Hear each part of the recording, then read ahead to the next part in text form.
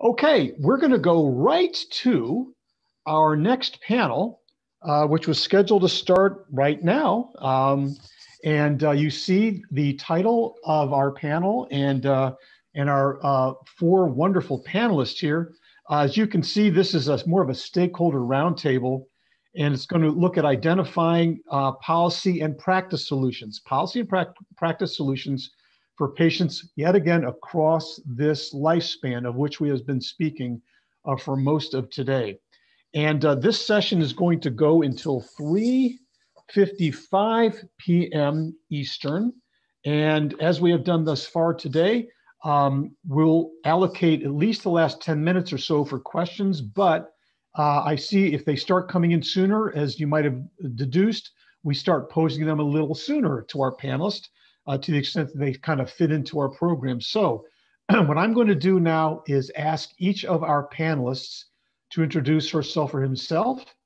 We're going to start with Phylicia. I'm going to ask all of them to just not only introduce themselves briefly, but also say what it is about their job or their role that places them on a panel of this topic. So Phylicia, if you wouldn't mind setting the good example.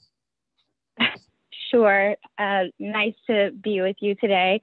Hi, I'm Phylicia Woods with the Cancer Support Community. I will say that our organization works well to empower patients who have cancer as well as their families, to empower them with knowledge, strengthen them by action, and also sustain their community. And as far as why I find myself on this panel, that's a great question. And I really would like to just say it's related to having a personal understanding of the importance of how policy intentionally and directly impacts a person's life, especially in oncology care. And also after working in Congress and working along with Congress, understanding the unique perspective that patients bring to the table and how their voices help to shape policies. Thank you, Phylicia. And I've forgotten, it's good that we have a Hill person on our panel well now too. And I hope you were listening to our Senator and our Congressman earlier on today. Thank you, Phylicia. Let's move to Alyssa Schatz. Thanks, Cliff. Hi, everyone. My name is Alyssa Schatz. I'm the Senior Director of Policy and Advocacy at NCCN. In terms of why I find myself on the panel, as you heard throughout the day today, NCCN creates clinical practice guidelines, and our guidelines cover all the different age groups being discussed today. We have specific guidelines for older adults and for pediatrics. And they also cover the continuum of cancer care, from risk reduction, early detection, treatment, all the way to survivorship and end-of-life care. And so our job as a policy team at NCCN is to advocate for policies that ensure that patients can actually access the high quality care that's outlined in those guidelines. So I'm really excited to be here today and looking forward to learning from my fellow panelists and also the audience about how we can work together to do that. Excellent. Thank you, Alyssa. Dr. Didwania, would you please introduce yourself and tell us why you're on this panel? Certainly, and I appreciate the opportunity to be on the panel to begin with. I am a physician at Northwestern and am the director of the STAR program, which is a program that takes care of adults who had cancer when they were children. And so I feel like I have something to offer on this panel because I am on the ground working with patients who are experiencing needs in their cancer survivorship care across their lifespan, actually, and have that perspective not only from what they need, but from what, as a practicing physician, we have issues in providing or what I see that their needs are. Excellent. Great to have you on this panel, and you're just so well positioned for our discussion coming up. Dr. Maura Dickler, would you introduce yourself and remind us how it is you come to be on this panel? Yes, thank you, Cliff, and thank you for including me. So I am Vice President of Oncology Late Phase Development at Lilly, and what that means is that I help to design and lead the strategy for developing our medicines to at the later phases to get drugs approved for patients with cancer. I'm also a breast cancer medical oncologist, and I worked at a cancer center in New York City for more than 20 years. I'm a part of this panel as really a representative for industry because we know that the pharmaceutical industry really wants to test our medicines in a broad population of patients so that we can ensure safety when the drugs ultimately get to the community. And so diversity in our clinical trials is very important to us. Thanks, Dr. Dickler. And by the way, you just set yourself up for the first question because I'm going to go to you first, followed by Dr. Didwania on this one, and that has to do with clinical trials.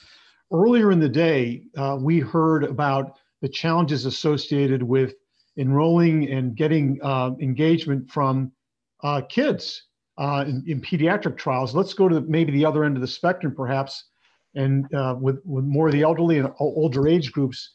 What is it about the challenges of enrolling folks into clinical trials? Why are the challenges there, and why does that fall short of addressing the diversity to which you just referred?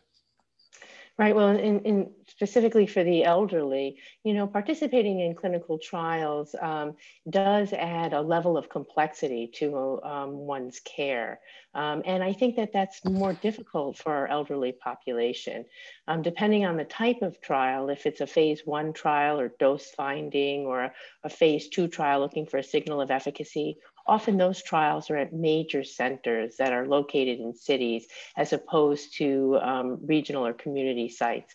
Some of the phase 3 trials, which are testing a new regimen versus standard of care, may be more in the community, but patients may often have to travel to sites to participate in trials. And when it involves traveling to a site, you have to consider transportation to the site, the expense of transportation, potentially the expense of parking, the need, if you're elderly, for a caregiver to come with you, time for maybe a son or daughter to take time off from work. So there's just complexity that's added in just in a logistical way. And then also I think that translating complex information, as you were talking about earlier, to an older population is also more complex. As we've moved into the era of precision medicine and genomics, those are ideas and concepts that I think are harder for our older population to understand. And really understanding the basis of the clinical trials often is what engages the patient to participate. And I think that we need to take more time to do that when we're talking to an older patient. Points well taken. You brought up geographic access and transportation, of course, plus translation communication issues. But from a standpoint of a global biopharma company, it's very well known, of course, doesn't that present problems to you insofar as when you try to seek indications for a product and hope that the clinical trial findings could translate into broader use of an intervention, of a therapy, as opposed to narrower? If the clinical trial patient population is narrow, isn't it harder to kind of, for lack of a better term, pitch the therapy to a broad population, a heterogeneous population? Well, I mean, there's a lot of things that go into heterogeneity. I mean, you can imagine age is one of them, race, ethnicity, comorbid medical problems that people previously had. So it's really very complex, and you try to get as broad a population as possible. And that's often why large trials that define new standards of care from phase 3 studies are very large trials. Most of those trials require hundreds of patients, sometimes thousands of patients, and it is to increase the chances of including broad populations of patients, as well as also looking to show benefit. And sometimes you need a lot of patients to show differences in outcomes. So you do seek diversity then in clinical trial when you can? Yes, and it's It's an increasingly important focus for us, particularly when it comes with race and ethnicity. We really want to test drugs in as diverse a population as possible, because we know that there's inherited factors that impact how we metabolize medications, and we really want to include as broad a population as possible. Thank you very much. Dr. Didwania, as someone who's engaged in research community from time to time, what do you see insofar as the challenges for enrolling older patients and having them represented? So my focus, at least in the world, is really on pediatric survivors who are now adults. Many of them, with our current therapies, are reaching adulthood and far beyond that, so living much longer, which is wonderful. The survivorship care and how we go about addressing that is really unique in that we provide care for them in our clinic in a very specialized way. And that type of care isn't always present in the community. And so enrolling people in trials, clinical trials, especially this population, one, the practitioners have to know about the trials. And then everything that Dr. Dickler mentioned, which is, geographic ability to get there, logistics and being able to participate in those trials, all of those still exist for our pediatric cancer survivors. But on top of that, you have to have practitioners who, one, know about survivorship care, and then also are aware of the types of trials that may be available for these patients, because we're not talking about individual therapies. A lot of the time at this stage in cancer care, it's about assessing for late effects or secondary cancers or recurrence, and determining what types of studies we need to do to look for that. I talk about it in terms of secondary prevention. We can't prevent these things from happening, but we can find them before they even cause trouble or symptoms for the patients that are involved. But we can't really begin to look for them unless we know to look for them. And by we, I mean, I'm talking about the collective medical community. Thank you. Very helpful. On point then. Yeah. I'm just wondering, Alyssa Schatz, since I know you've looked at this from a policy standpoint, are any other insights insofar as the challenges to getting this kind of enrollment in clinical trials? Alyssa? Yeah, so in terms of age, I think it's been discussed.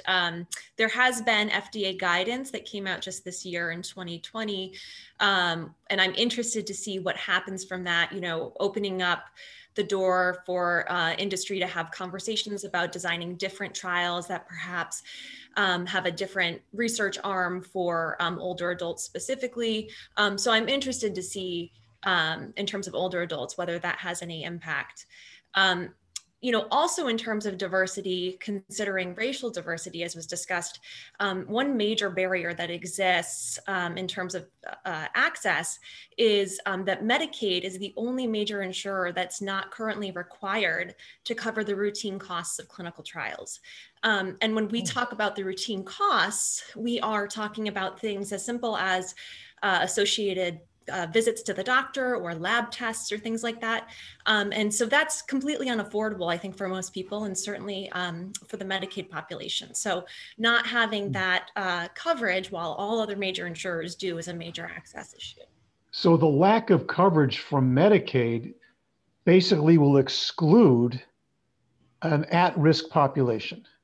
Correct. Yes. I anticipate that very few people on Medicaid are currently able to participate in clinical trials unless they're in a state that does cover those routine costs. And there are about 16 states right now that do. 16 out of 50. Okay. Phylicia, I saw you're nodding your head there. Is this sort of resonating insofar as trying to get everyone into the trials, including those people that might be disadvantaged? Yeah, it does resonate. And Alyssa brought up a pretty good point about the Medicaid kind of pretty much exclusion, not having those routine care costs taken care of. And when you think about it, there's policy solutions right now before Congress that would hopefully address this specific issue. I'm just thinking about a bill right now called the Clinical Treatment Act, and it's HR 913 and S4742, which would basically provide the coverage for those routine care costs and really just pretty much set the stage so that that Medicaid population can have access to clinical trials. I mean, that's one group of individuals that, you know, they are diagnosed with cancer just like everybody else, so they should have the advantages of everyone else in getting the treatment that they need. And sometimes clinical trials are the first and the best treatment for an individual that's diagnosed with cancer. Great. I knew it was a good idea to have a real Hill person on this panel. I couldn't have come up with those numbers, but Phylicia, just let's get a little political here. That sounds like a great thing to have passed. Do you have like a little crystal ball on its odds in the next 2 to 4 years? Crystal balling right now in the midst of a pandemic, I'm not sure I would actually do that. Smart move. But I will say, I think that Congress being very diverse will be very diverse as it was in the 116th for the 117th. And there will be a lot of focus on looking at health inequities and how we can broaden legislation where it focuses on disparities and how to diversify healthcare and the healthcare space. And this legislation is a clear way of looking at inequity and looking at how to increase diversity. So I think given that how diverse our legislative body will be, there will be more attention paid to what we can do in the healthcare space to reduce disparities, and this goes hand in hand. So I do think there's more to come in the space. I just can't say for specifically if this particular legislation that I mentioned will pass both bodies. Well, I'm recalling what we heard from the senator and the congressman earlier today. They did suggest that when it comes to cancer care, it's easier to reach across the aisle. And who's against cancer research? I mean, this would seem like the right thing to do. Well, I won't hold my breath, though. I want to return to the issue of information that's credible and usable at the time of diagnosis, Dr. Didwania, for starters. Some of our previous speakers have talked about how difficult it is in that high stress situation, sometimes a shocking situation, to put the information across. And again, with elderly patients, can you give us any idea about how we are or are not advancing along that dimension? Well, certainly electronic medical records can assist with this. So taking the onus off of the practitioner specifically, as well as off of the patient to try to assimilate that information and transmit it to other providers is probably the most helpful. So making this more of a system issue or a system solution would be very helpful. And so if orders for medications or chemotherapy or diagnoses are within an electronic medical record in a way that isn't cumbersome, and then that information can then be extracted so that it can then be provided to providers that care for this same patient in the future. For example, for myself, when I'm looking at a patient's care, I want to know what they were treated with, how much they were treated in terms of radiation or specific chemotherapies, when they were treated, and then that helps me assess how to go about treating that patient in the future, what I need to look for, when I need to look for it. But that information is often hard to find, especially if a patient was treated when they were a child and they themselves have no personal memory of what was happening, or they were treated at a different location, different institution. So now we're talking about moving information across states, across different hospital systems. But if we all could sort of work in a systems-based format to put that information in an extractable way for everyone to access, it would make care for patients much easier. So I'm hearing echoes of portability and interoperability with the HR systems and personal health information. But I'm wondering, it sounds like what you're saying is that you need the information in an electronic context, right place, right time, that's readily accessible. And we're there. Are we there yet in any systems around the country of which you are aware? Is anyone doing this well? Not very well, to be honest. So yeah. A lot of clinical practices will put together a survivorship care plan that they provide, that the oncologist then provides to the patient, and then the patient can provide to the primary care physician if they're in another location. Sometimes those survivorship care plans are transmitted directly from the oncology office to the primary care office, but it isn't standard. It doesn't happen with is sort of just a matter of ease. And so I feel like if that were to happen at Northwestern, we do a pretty good job of it. But we're within one institution, the patients that receive their care there as children, so moving from Lurie Children's Hospital to the adult setting, I'm able to get that information and then care for those patients really well.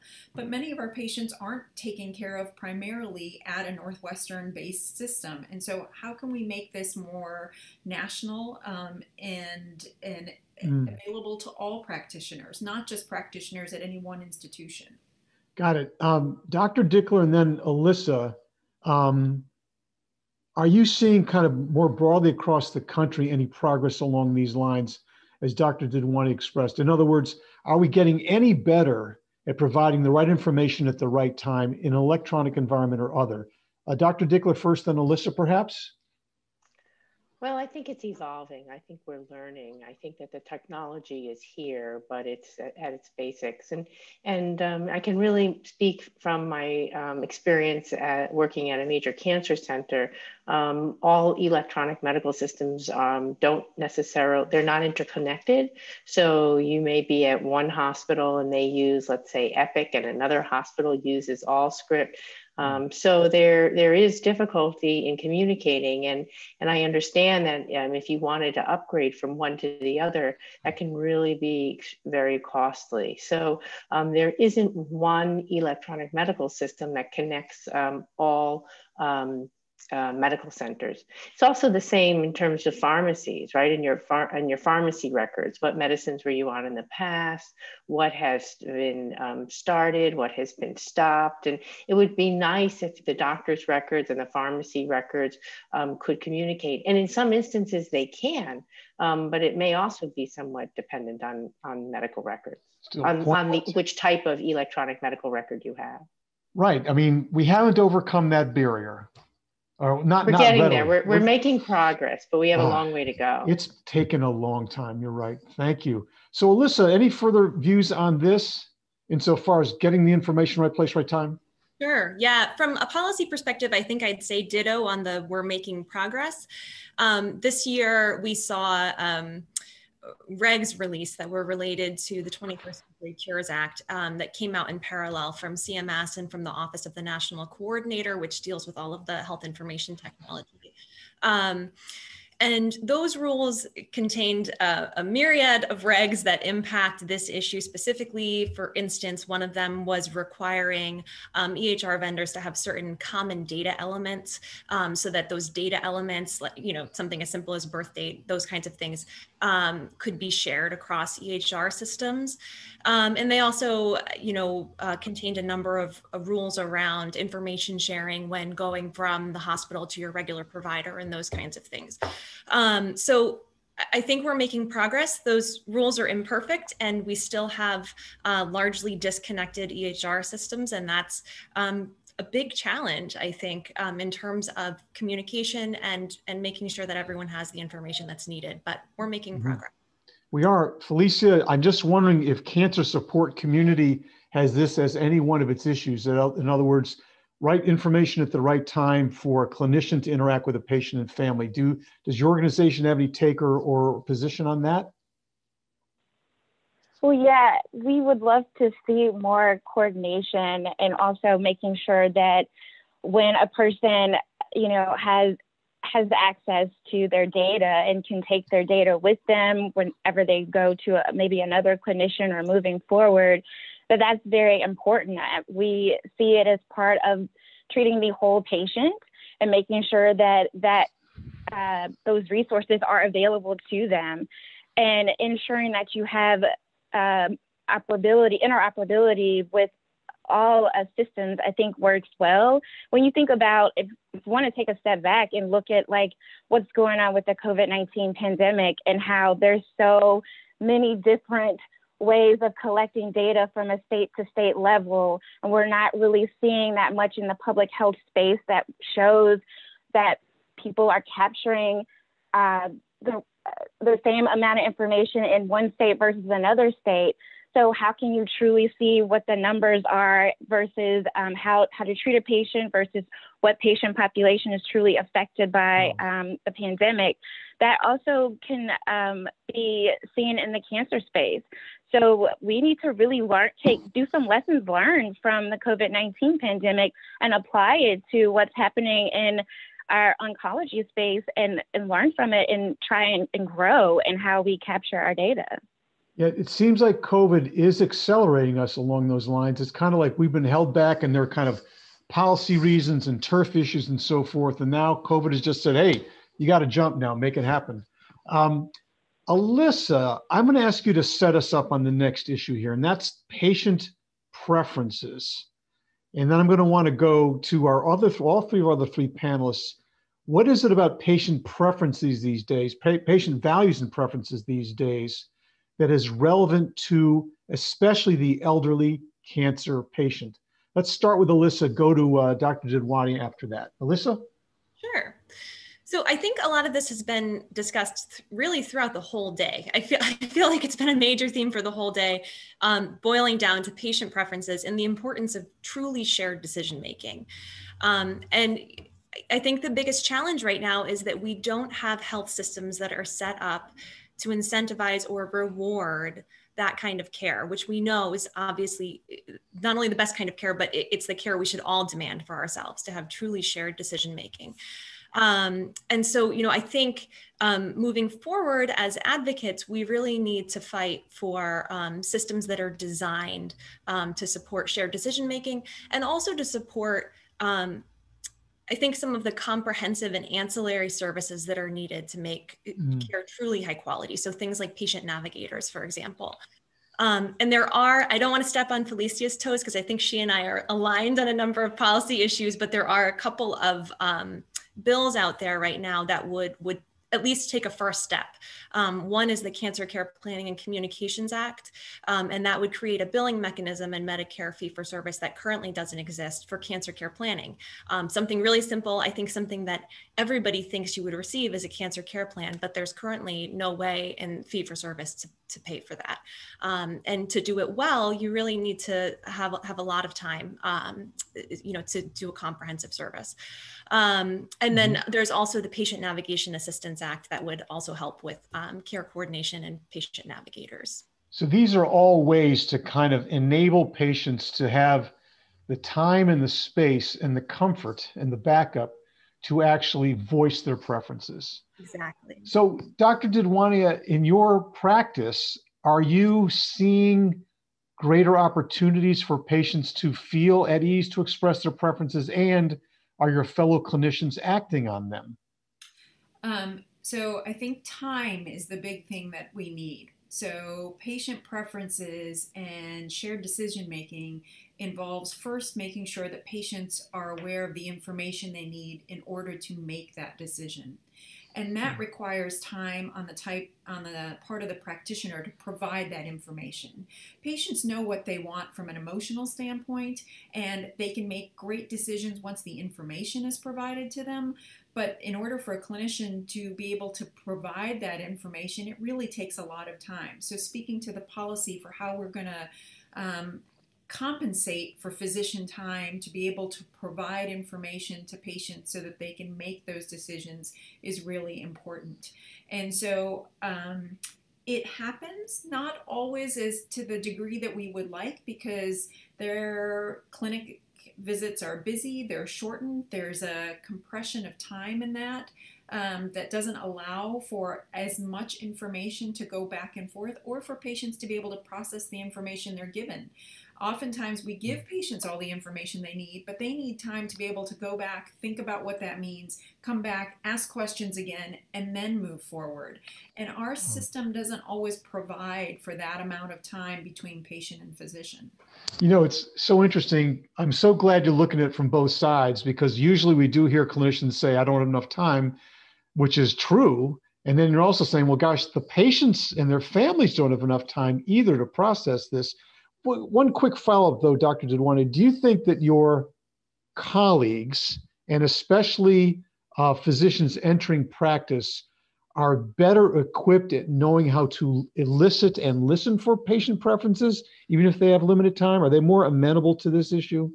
I do think that medical schools in general are better at teaching young physicians moving into practice about patient preference and being able to listen to patient needs and be able to focus on that. So I do think that there is some of that, but we are not that great at this yet. No. I really think we're talking about time on a clock that will allow for that to happen. And every patient's slightly different in terms of what they need to be able to get the baseline information to make the decisions that are meaningful for them. That's very helpful. And we appreciate your candor on that issue. Dr. Dickler, we'll ask you to put on your clinician, take off the industry hat for a second, put the clinician hat back on. Okay. How are we doing on patient preferences? And then I'm going to ask you to circle back on the implications of patient preferences for choosing among therapies, let's say in a formulary, which is close to the industry. Where do we stand now?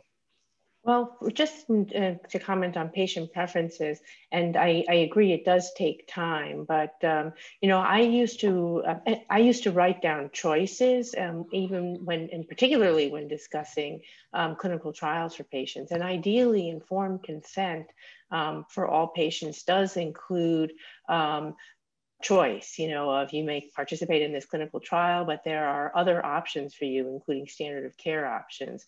And sometimes there are several clinical trials, depending on where you work, that you might want to offer a patient. And you often have to bring them along with you on the ride. You need to provide information. And I used to make kind of straw man, charts and bullets of what they might have, and then say, go home and take it home. Now, that's not for everybody. I did work in Manhattan where people wanted that and sought that out. That could be overwhelming for others. So you really do also need to know your patient and understand their needs. So that's just, that's one part of it.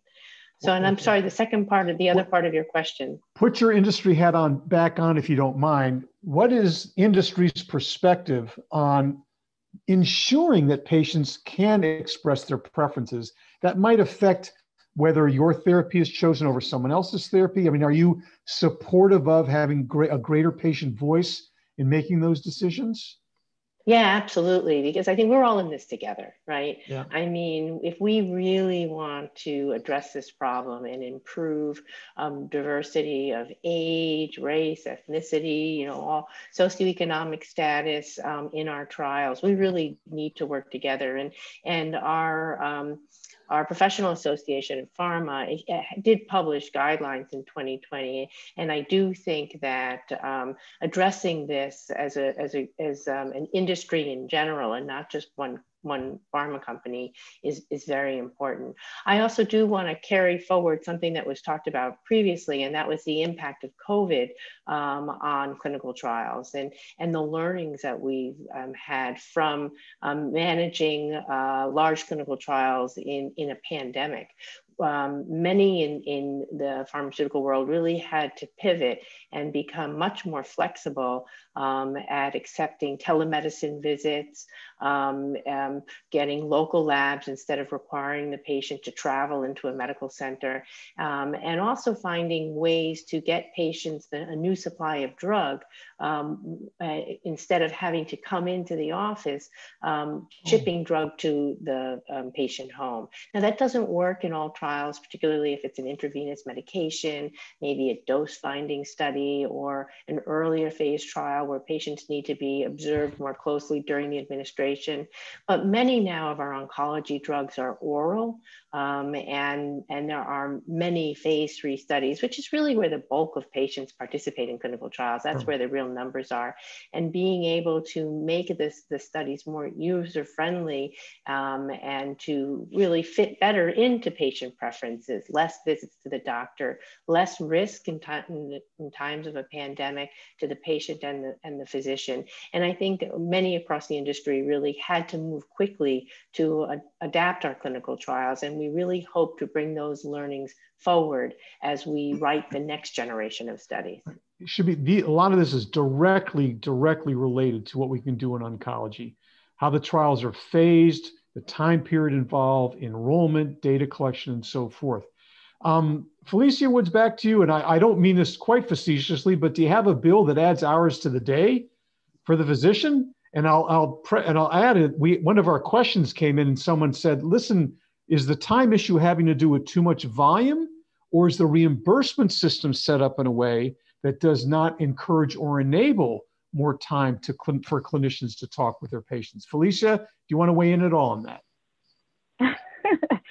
Well, I don't know necessarily if there's a bill that will give people more time, but I can say from just listening to the other panelists and my own just understanding about the patient perspective, the communication piece, even if there isn't much time built in, it's how you ask the questions or how you approach the patient when you have that time with them. You know, listening to their specific needs or where are they from. I mean, you think about people of color and how they still have some of the worst outcomes when it comes to cancer, even though they may be similarly situated as their white counterparts and going to get treated for lung and breast cancer because of how their perspective is being perceived by the clinician who may not have the time or know how to really ask those questions that will get to the root of why a patient may not be compliant in a certain procedure or a certain method. So it's really, I think it all goes hand in hand, and listening to the patient voice. How do you listen to the patient voice, and what perspective are you using when you're talking to the patient?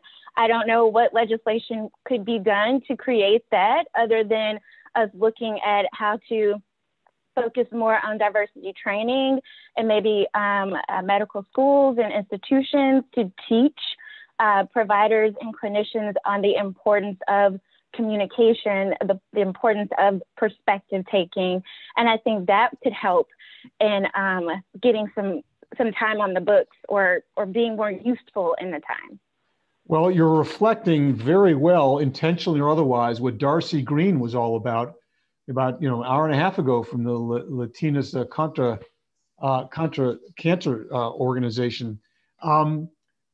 Dr. Didwania, I want to come back to something I know is one of your favorite topics, and that is the transition to survivorship. And so you and others have been speaking about this for quite a while. We're starting to kind of focus more on it, but do we have the skills and the communication tools and so forth to really help patients go from, I'm going to live, I'm a survivor, but it's not so easy negotiating life, and the long-term cancer survivor into the later decades of life? How good are we, starting with clinicians, but the rest of us, at managing that transition and that part of the life cycle? I do think we are getting much better at this. One, because our therapies have evolved to allow patients to live much longer. Right.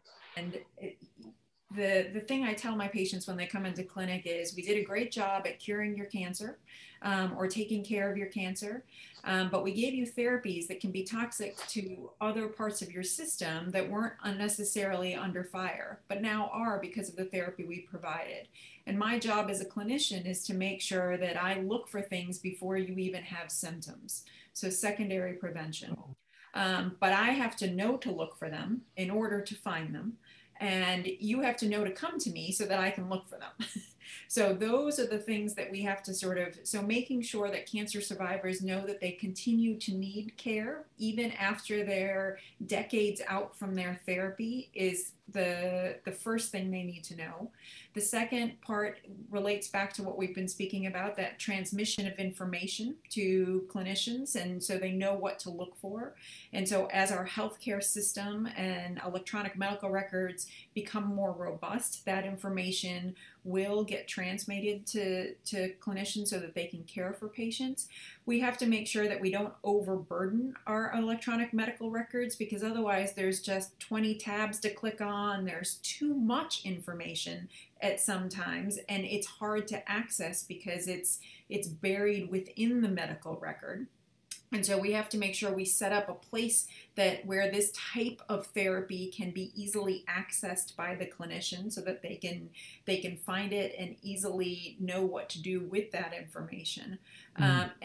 So in terms of answering your question specifically, like are we there yet? No. Are we getting better? Yes. Because we are aware at least that we need to provide survivorship care. And I think many patients now know that as well, that after they've gone through the firestorm of therapy and understanding what they have, that continuous care is important for their overall well-being is information that has been shared with them. Well, let me pose a quick follow-up to you, and I'll ask Dr. Dickler to address it as well, if she would. And that is, if you're training new oncologists and you do have the time at some point to talk about working with patients who are survivors and into decades of survivorship, what is it that they probably don't get about being a cancer survivor that they need to know in order to be a better clinician? That they need to be able to work with primary providers as well, because many oncologists, after a patient is several years out of therapy, will then say, okay, now you can go back to your primary care provider. And that's reasonable because oncologists are actively taking care of patients who are receiving treatment at the time. They don't tend to follow those patients for decades post-therapy. And so making sure that the information that they then had and know needs to be transmitted to primary providers, primary care physicians, for how to take care of this patient uniquely is the most important thing. So making knowing where and how to make the referrals, passing along the information, and just because I may have survived cancer doesn't mean I'm not going to get hypertension or diabetes or joint problems. And as a matter of fact, some of the therapies I might have received might sort of initiate some of those problems. And so it's kind of referrals and information management. That's very helpful. Dr. Dickler, anything else you want to add about this kind of transition to survivorship? Yeah, well, and just the flip side of it, it's very, very important, but often the patients don't understand. They develop a relationship with their oncologist and they don't want to sort of move back to the community, and they often express that they feel unprotected. And so in terms of training, communication skills is incredibly important to make sure that the patients don't feel abandoned, you know, that you are creating a smooth transition and that you're really there for them should, you know, God forbid they ever have a relapse. But there are people who are better skilled at communicating the need for the transition. You know, that it's wonderful that you're cancer free and, you know, you need an internist to now take care of, you know, other more, you know, routine hypertension, diabetes, and make the patient feel safe in that transition and that you're there should you need them. And then also, I think successful survivorship programs, and this is hard, need to also have a way back for the internists in the community to quickly get back in patients who have relapsed. And that's not always so simple. But I also think a work in progress. Should the patient have a relapse, you know, that oncologist needs to be able to have an open door and be contacted quickly and ensure kind of continuity back. This really requires great skill, self-awareness, and awareness of the system around you. if you've got a cancer patient, you've got to think of how many different providers, primary care clinicians and others, need to be brought on board. You made the very good point about how, and I'll interpret it my way, if I've had cancer, I don't want to get too far away from my oncologist. I'm a little there's some trepidation associated with that. And then information sharing as well. So this is extraordinarily complicated, but as we're getting better at treating and curing cancer patients and they're living longer and longer, this looms large. This is a huge issue insofar as rest of life care. So I want to take the last 5 minutes, we've only got 5, to hit on an issue. And I'm going to ask you for like 1 minute answers for each. Now, I won't limit you to one sentence, but 1 minute, and I'm going to kind of give you a little bit of leeway on this. But it's a very difficult issue. Pick any of the following and tell us where we need to go next. And that's the isms in cancer care. Ageism, racism, gender bias. Ageism, racism, gender bias. Where do we briefly either tell us where we're falling short or what the heck we need to do to get over that? Alyssa, because I know you've been looking at this big picture, if you don't mind, I'll ask you to kind of set this up and kind of just show us how we can do this in a minute. Alyssa. So I think all of those isms are really important to address. And I think there are really different interventions for each. So I'm gonna, if it's okay with you, I'm gonna pick one. Yeah, pick one. Okay, so Phylicia was alluding to this earlier, but in terms of racism in access to guideline adherent care, we know there are studies that show that across race, there are major disparities in access to guideline adherent care.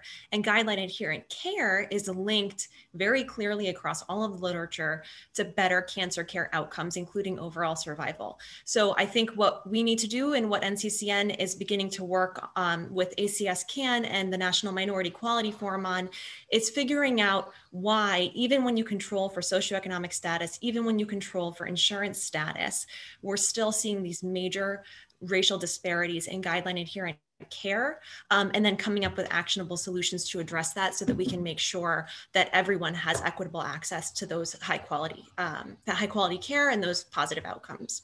So there's some specific focused actions that can be taken and to some extent are being taken, right? We are in the process, yes. We're in the process. Okay, thank you. Dr. Dickler, pick one of the above, if you don't mind, one of the isms, and tell us what we need, where we need to go. Well, I would also say racism because, clinical trials really provide new therapies to patients with cancer.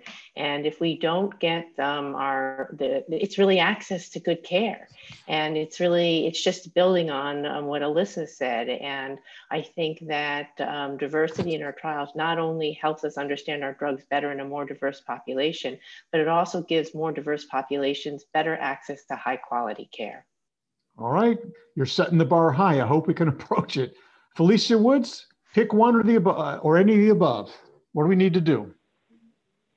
So I too am going to pick racism, and really just with a focus on looking at social determinants of health and taking it a little bit broader in how we approach health care. And looking at like our education, housing, socioeconomic status, geographic locations, and how that affects a person's health status and health care along the way. Because we know that, yes, African Americans and other underrepresented groups and people of color there are trends where they are diagnosed with cancer at higher rates and higher cancer mortality rates. But also, what are the economic and education issues that create those disparities before they're diagnosed with cancer? How can we start looking at policies and weaving in equity at programmatic policy and legislative levels early on before we get to a specific siloed issue like oncology? I think we need to look broader. It's environmental. It's so many factors, and you're so right to think about. Let's start early on here. It's well before the diagnosis happens. We ought to take a better intervention. So much appreciated. Well, Dr. Didwania, you've kind of confronted all these in your career, I'm sure, and many of your colleagues have. I don't know if you want to address all the isms or pick one, but give us something to hope for, Dr. Didwania. I really think that all of the isms could be addressed in terms of social determinants of health and how, whether it's age, race, or gender identity, that is causes either barriers to accessing long-term care, barriers to understanding that long-term care is needed. All of those things can be addressed within the social determinants of health, and it's really important for us to be able to recognize what those things are and address them. And I think we've made the first step in that understanding that that's where we need to focus our attention. Can you get, do I hear a note of optimism there? You did hear a note of optimism. Okay. I didn't have to search too long to hear it, but I just want to make sure I heard it. So that was very, very helpful. Well, thank you for the four of you for kind of wrapping us up on that very important issue. The isms are still there. It sounds like we can make some progress. We heard some very strong messaging here about the electronic environment context for supporting shared decision-making. We heard quite a few insights on patient values and preferences and how to weigh those. We heard several legislative moves underway here, and a lot more about information sharing and communication, which I think echoes some of the messages we heard before, and back to the life cycle. And I think this circles back very nicely to Jan White's keynote comments, and that is how to stick with our patients and families prior to diagnosis, of course, throughout the life cycle, not making unwarranted assumptions about what they want or what they care.